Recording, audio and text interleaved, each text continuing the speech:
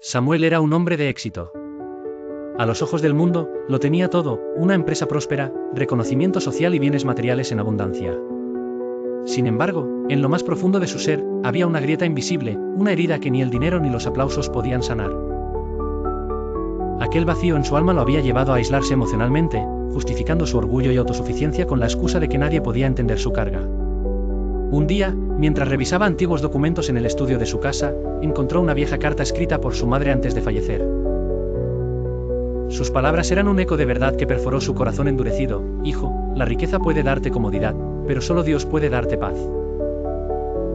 No permitas que el orgullo te aleje de su amor, ni que el resentimiento te impida perdonar. La vida es efímera, cuida de los tuyos antes de que sea demasiado tarde. Samuel cerró los ojos, sintiendo un peso insoportable en su pecho. Recordó los años de distancia con su hermano menor, a quien había dejado de hablar por una disputa de herencias.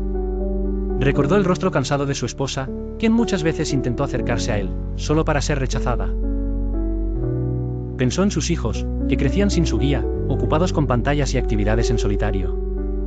Y en su interior resonó una voz: ¿de qué le sirve al hombre ganar el mundo entero, si pierde su alma? Marcos 8:36. El peso de la amargura y la falta de perdón.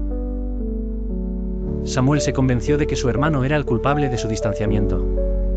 Pero mientras leía la Biblia esa noche, se topó con las palabras de Jesús en Mateo 6:14-15, porque si perdonáis a los hombres sus ofensas, os perdonará también a vosotros vuestro Padre Celestial.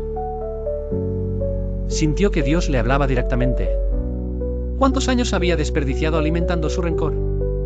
¿Cuánto daño había permitido que el resentimiento causara en su vida? Comprendió que el perdón no era justificar el daño recibido, sino liberarse del veneno que lo estaba consumiendo. La verdad lo golpeó con fuerza: había confiado en su propia fuerza, ignorando a Dios en su vida. Como el rey Nabucodonosor en Daniel 4, había creído que su éxito era obra de su inteligencia y esfuerzo, olvidando que todo proviene del Señor. En Proverbios 4:18 leyó: antes del quebrantamiento es la soberbia, y antes de la caída, la altivez de espíritu. En ese momento, cayó de rodillas y oró con lágrimas en los ojos. Por primera vez en años, reconoció que no podía seguir solo. Que su alma clamaba por la gracia de Dios, por su dirección y amor. Esa noche, Samuel soñó con un hombre que almacenaba tesoros en un granero, solo para morir sin poder disfrutarlos. Se despertó con una inquietud en el alma y abrió su Biblia en Lucas 12:16-21. Allí, Jesús contaba la parábola del hombre rico que construyó grandes almacenes para guardar su cosecha, pero que no tomó en cuenta que su alma le sería requerida esa misma noche. Samuel sintió un estremecimiento. ¿De qué le servían sus riquezas si no había invertido en lo eterno? Su trabajo, sus posesiones, su prestigio, nada de eso tenía valor comparado con la eternidad. La última frase de la carta de su madre resonó en su corazón: la vida es efímera, cuida de los tuyos antes de que sea demasiado tarde. Recordó las palabras de 1 Timoteo 5:8, si alguno no provee para los suyos, y mayormente para los de su casa, ha negado la fe y es peor que un incrédulo. Ese mismo día, Samuel hizo algo que jamás creyó posible.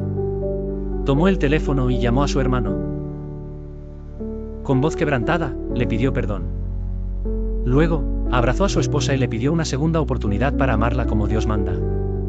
Y con sus hijos, se comprometió a ser un padre presente, un ejemplo de amor y entrega. Desde aquel día, Samuel dejó de vivir para sí mismo. Empezó a invertir en lo que realmente importa: su relación con Dios y su familia. Descubrió que la verdadera riqueza no está en lo material, sino en una vida en obediencia a Dios y en amor por los demás.